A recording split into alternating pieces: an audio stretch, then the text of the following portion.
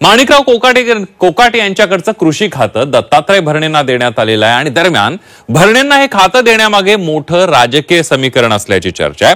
दत्तात्रय भरणेंना कृषी खातं देऊन अजित पवारांनी भाजपच्या खेळीला चेकमेट दिल्याची चर्चा राजकीय वर्तुळात सुरू झाली आहे। भाजपच्या खेळीला अजितदादांचा चेकमेट। दत्ता मामांमागे कृषी मंत्री पदाची पॉवर। भाजपच्या प्रवीण मानेंविरोधात दत्ता मामांना ताकद। राजकारणात कुणी कुणाचा कायमचा शत्रू किंवा मित्र नसतो, त्यामुळे मित्रांमध्ये शह काटशहाचं शीतयुद्ध पाहायला मिळतं। कारण आत्ताचा मित्र असेल तो भविष्यातही मित्र राहील की नाही याची शाश्वती नसते।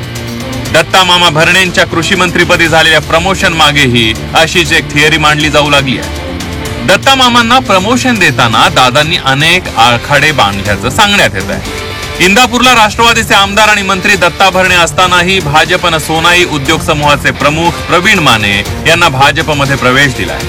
प्रवीण मानेंना भाजपमध्ये घेऊन भाजपनं भविष्यातली तरतूद केल्याची चर्चा इंदापुरात सुरू झाली आहे।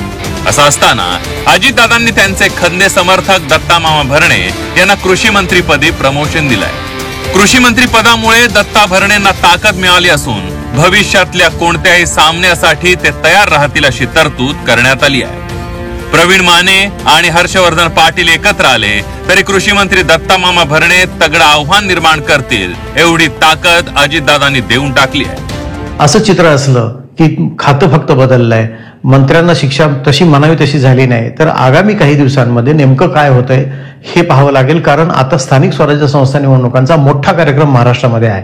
अशा वेळेला प्रत्येक जिल्हा परिषद पंचायत समिती महत्वाची असताना, महानगरपालिका महत्वाची असताना, नगरपालिका महत्वाची असताना, अशा वेळेला काही लोकांना खूप मोठी शिक्षा दिली, त्यांना बाजूला केलं तर त्याचे पडसाद त्या जिल्ह्याच्या, त्या विभागाच्या, त्या समाजाच्या एकूणच राजकीय स्थितीवर होतात। राष्ट्रवादी आणि भाजप मित्रपक्ष असले तरी बारामती लोकसभा मतदारसंघात दोन्ही पक्षांनी एकमेकांच्या मतदारसंघात आव्हान निर्माण करतील असे नेते घेऊन ठेवले।